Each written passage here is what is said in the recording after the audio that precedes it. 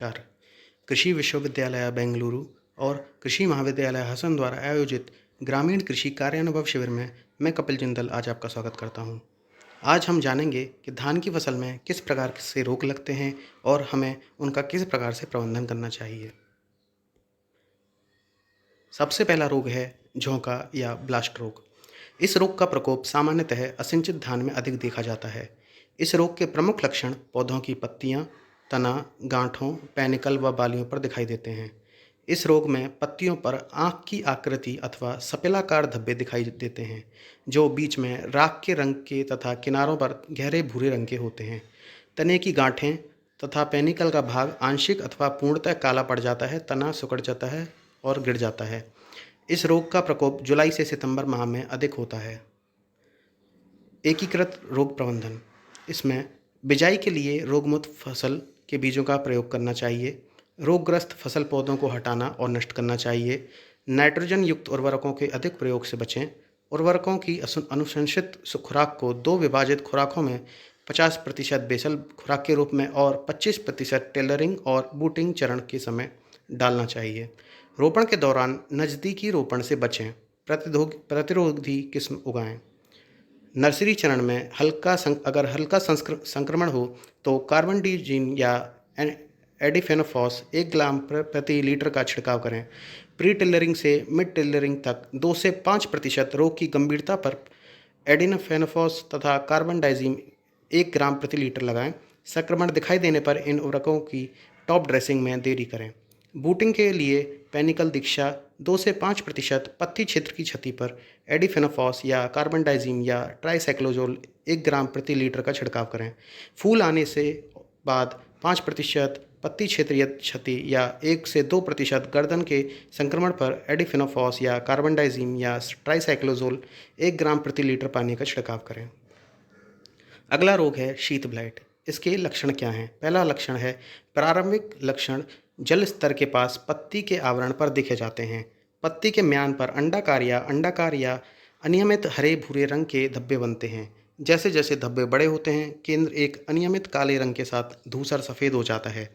भूरा या बैंगनी भूरा बॉर्डर। पौधों के ऊपरी हिस्सों पर घाव तेजी से एक दूसरे के साथ मिलकर तब तक फैलते हैं जब तक वाटरलाइन से लेकर फ्लैग लीफ तक पूरे टिल्लर को ढक ना दें। पत्ती के आवरण पर कई बड़े घावों की उपस्थिति आमतौर पर किसकी मृत्यु का कारण बनती है? पूरी पत्ती और गंभीर मामलों में एक पौधे की सभी पत्तियां इसमें झुलस जाती हैं। संक्रमण भीतरी आवरण तक फैल जाता है, जिसके परिणाम स्वरूप पूरे पौधे की मृत्यु हो जाती है। घाव बैंड के रूप में दिखाई देते हैं, इसलिए इसे बैंडेड स्क्लेरोरियल डिसीज़ कहा जाता है। बैंड भी पूरे पौधों में फैल जाता है, जिससे पौधों की मृत्यु हो जाती है। पुराने पौधे अतिसंवेदनशील होते हैं। 5 से 6 सप्ताह पुराने पत्तों के आवरण अतिसंवेदनशील होते हैं। प्रारंभिक शीट्स और अनाज भरने के विकास चरणों में अत्यधिक संक्रमित पौधे खराब भरे हुए अनाज का उत्पादन करें, विशेष रूप से पुष्पगुच्छ के निचले हिस्से में। एकीकृत रोग प्रबंधन। इसके सांस्कृतिक तरीके। पहला, विरोधी माइक्रोफ्लोरा को बढ़ावा देने के लिए 12.5 टन FYM या हरी खाद का इस्तेमाल करें। दूसरा, उर्वरकों की अधिक मात्रा से बचें, इष्टतम अंतर को अपनाएं, खरपतवार मेजबानों को हटा दें, जैविक संशोधन लागू करें, संक्रमित खेतों से स्वस्थ खेतों में सिंचाई के पानी के प्रवाह से बचें, गर्मियों में गहरी जुताई और पराली जलाना आदि। रासायनिक तरीके। म्यान झुलसा का नियंत्रण मुख्य रूप से पर्णकवकनाशी के उपयोग से किया जाता है। कार्बनडाजिम प्रोपिकोनाजोल 1 ग्राम प्रति लीटर का इस्तेमाल करें। संक्रमित पौधों पर बेनोमाइल और इप्रोडियोन जैसे फफूंदनाशकों और वेलिडामाइडिन और पॉलीऑक्सिन जैसे एंटीबायोटिक्स का छिड़काव रोग के लिए प्रभावी है। कार्बनडाजिम 250 ग्राम या क्लोरोथैलोनिन 1 ग्राम या एडिफेनोफॉस 1 लीटर प्रति हेक्टेयर का छिड़काव करें। अगला रोग है झुलसा रोग या बैक्टीरियल ब्लाइट। इसके लक्षण क्या हैं? पहला लक्षण है पौधों में झुलसा रोग का सर्वप्रथम लक्षण धान के रोपाई के लगभग 5 से 6 सप्ताह बाद उस समय दिखाई देता है जब पौधे के तने एवं पत्तियां अपनी तीव्र वृद्धि की अवस्था में होती हैं। अगस्त माह की शुरुआती अथवा अंतिम दिनों में पौधों की पत्तियों के ऊपरी सिरों पर हल्के हरे एवं पीले रंग के 5 से 10 मिलीमीटर लंबे धब्बों के साथ इस रोग का जन्म होता है, जो पत्तियों के दोनों सिरों पर बनते हैं। अनुकूल वातावरण और समय के साथ मिलने पर यह धब्बे तेजी से बढ़ते हुए एक लंबी लंबी धारियों में बदल जाते हैं तथा धब्बों का रंग पीले से बदलकर भूरे रंग का हो जाता है। बाद में ये धब्बे पत्तियों के ऊपरी सिरों से होते हुए पत्तियों के निचले सिरों की ओर बढ़ते हुए पूरी की पूरी पत्तियों पर फैल जाते हैं तथा कई धारियां आपस में मिलकर भूरे रंग के लेजन्स बना लेते हैं। इसके साथ ही पत्तियां सूख हो जाती हैं। रोग का उग्र अवस्था होने पर पूरा का पूरा पौधा ही सूख जाता है। इस रोग का प्रकोप उस समय अधिक होता है जब बालियों में दाने बनने की समय आती है। एकीकृत रोग प्रबंधन। इस रोग के बचाव के लिए खेत में जल निकास का उचित प्रबंधन करना चाहिए। जहाँ तक संभव है खेत में नाइट्रोजन उर्वरकों का कम से कम प्रयोग करना चाहिए। बीजों को बुवाई से पूर्व बीजोपचार करना चाहिए जिससे कि इस रोग के रोगजनक को नष्ट किया जा सके। बुवाई के लिए सदैव ही रोग प्रतिरोधक किस्मों का ही प्रयोग करना चाहिए।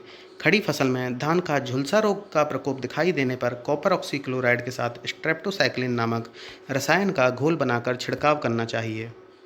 अगला रोग है फॉल्स स्मट या हल्दी गांठ। इसके मुख्य लक्षण।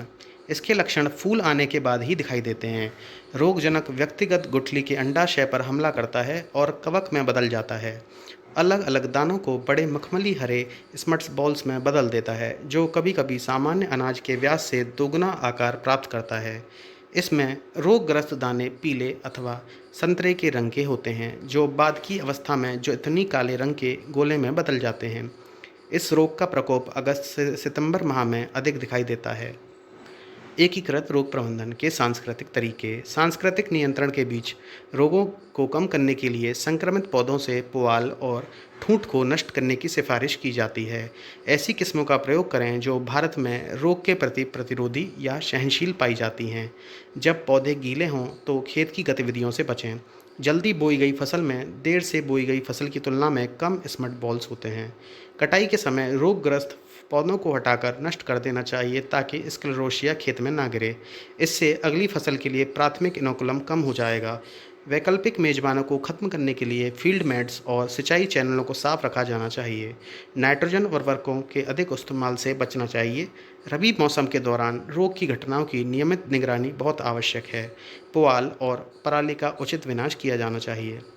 रासायनिक तरीके। फफूंद संक्रमण को रोकने के लिए कॉपर ऑक्सीक्लोराइड 2.5 ग्राम प्रति लीटर या प्रोपेकोनाजोल 1 मिलीलीटर प्रति लीटर पानी पर बूट लीफ और दूधिया अवस्था में छिड़काव उपयोगी होता है। कार्बन डाइजीन 2 ग्राम प्रति किलोग्राम बीज से बीजोपचार करें। जुताई और फूल आने से पहले की अवस्था में हेक्साकोनाजोल 1 मिलीलीटर प्रति लीटर या क्लोरोथेलोनिल 2 ग्राम प्रति लीटर की दर से छिड़काव करें। जिन क्षेत्रों में रोग से उपज हानि हो सकती है वहां कैप्टन, कैप्टोफॉल, फेंटिन हाइड्रोक्सीक्लोराइड और मैनकोजेब लगाने से शंकुधारी अंकुरण को रोका जा सकता है। जुताई और फूल आने से पहले की अवस्था में कार्बन डाइजीन फंगिसाइड और कॉपर बेस्ड फंगिसाइड का छिड़काव रोग को प्रभावी ढंग से नियंत्रित कर सकता है। धन्यवाद।